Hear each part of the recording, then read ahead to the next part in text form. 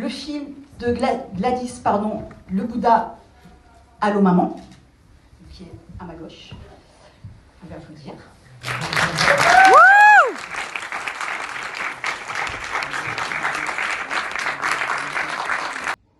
C'est moi, maman. C'est qui? Je ne vois pas bien.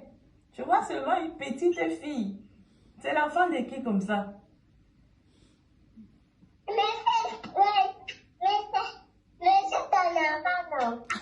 C'est mon enfant. La première question sur la jeunesse du film,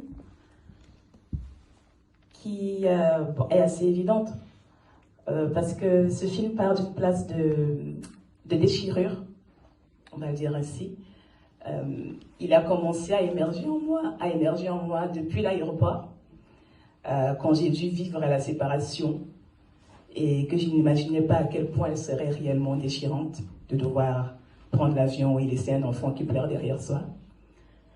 En parler m'émeut encore, c'est dire. Donc, ce qui est intéressant, c'est votre remarque sur le cinéma, justement, qui subitement est au départ de la séparation, qui est la source de la douleur, mon désir de cinéma, de découvrir le cinéma, et qui finit par devenir en quelque sorte le symbole de notre résilience et aussi l'outil de notre réunion à l'écran. Donc, il a commencé à émerger en moi justement dans le cadre de ma formation, où au fil des jours, en essayant de maintenir le lien avec ma fille, malgré la distance, je reviens le matin, lui parler quand elle va à l'école, elle qui me dit « Maman, bonne journée, bisous, bisous, je t'aime ». Elle qui rappelle, qui me dit « Aujourd'hui, la journée était comme ci, comme ça », qui me raconte sa journée. Elle qui pleure tous les soirs en me disant « Pourquoi tu ne rentres pas ?»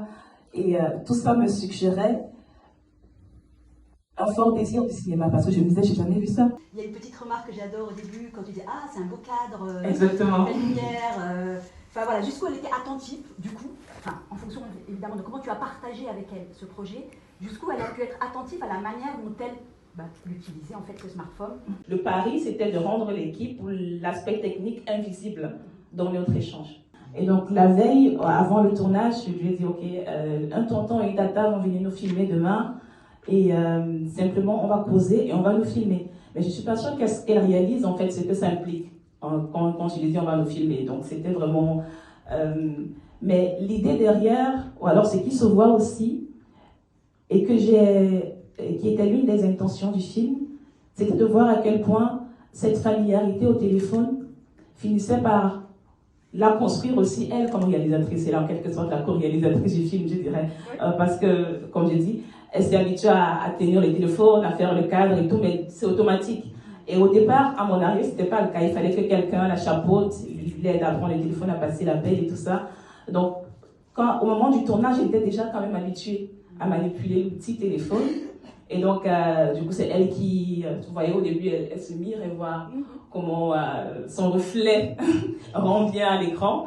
Mais la seule conscience du film, je crois que c'est peut-être dans les 10 premières minutes, quand je lui ai dit « on nous filme, ok, il n'y a pas de souci ». 10 minutes après, elle a oublié qu'il y avait des gens qui le filmaient. Et puis elle était incadrable. Là, je vais dire qu'elle était incadrable. Les seules fois où, parce que moi j'essayais, et les deux casquettes en fait de mère et de réalisatrice s'imbriquaient un peu pendant le tournage. Parce que bon, je devais être là, elle avait des choses à me dire, il fallait que j'écoute, mais en même temps je me disais, il faut quand même que j'ai des séquences potables au montage. Parce qu'elle passe du coq à l'âne, elle me parle du chat, elle me parle du chien, elle fait ci. Et je me dis, il faut qu'on puisse monter ce film. La rare fois où je lui ai montré l'équipe derrière, ça a eu l'effet complètement, un effet paralysant, elle s'est braquée. Et elle a tout arrêté, genre elle était juste tétanisée de se dire mais depuis on me voit, je fais n'importe quoi. Et ça l'a braqué, on a rien pu en tirer après ça. Donc l'équipe était là, mais c'était aussi un choix, parce que vu que je savais que ça allait être compliqué d'orienter les conversations, on a vraiment choisi d'avoir un cadre qui fixe.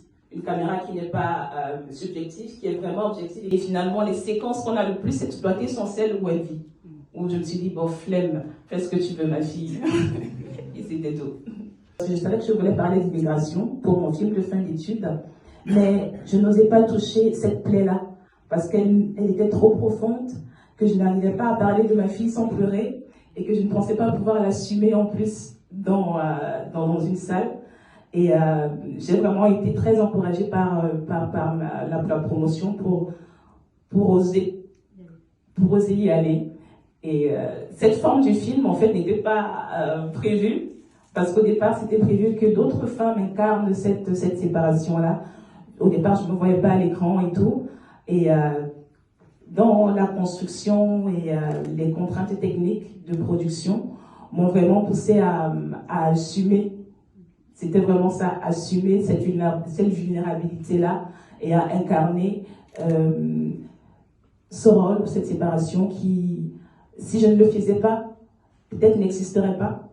À faire témoignage, en fait, de tout ce que je vivais, parce que je me suis aussi rendu compte que plus le temps passe et plus les scènes se diversifient, plus la relation se modifie. Voir, mais ce qui est, je pense, évident pour nous toutes et nous tous, c'est qu'il s'agit de films qui travaillent la question du lien parent-enfant, hein, quel que soit là aussi l'ordre parent, enfin, quel que soit le sens dans lequel on le prend, et de comment le cinéma, avec vos propositions, travaille, porte cette question-là, et dans la manière dont le cinéma peut être quelque chose qui vient nourrir, entretenir, réparer, consolider, retrouver ce lien-là.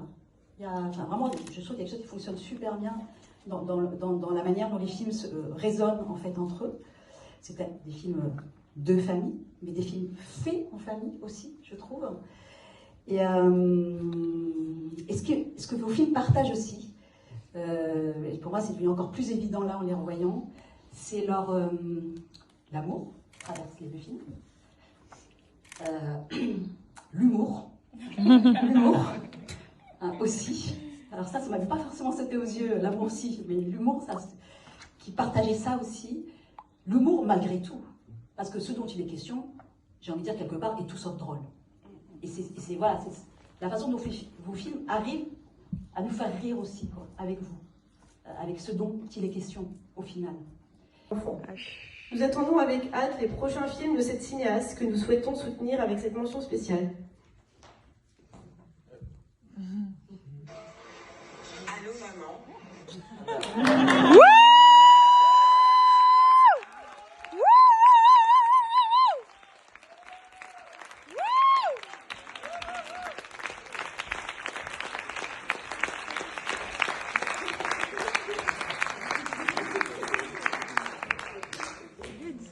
Tu peux pas, toi. Il y a le deuxième tour. Là, c'était le haut niveau parce que c'est le jury professionnel. Le drame, c'est que j'ai tout versé tout à l'heure. Mais j'accueille avec beaucoup d'émotion vos commentaires. J'ai encore plein d'idées de films, j'espère pouvoir les réaliser. Donc, vos encouragements sont importants aussi. Je vais juste prendre ce moment pour remercier sincèrement et du fond du cœur tous mes proches et en particulier mon équipe à la réalisation de ce film.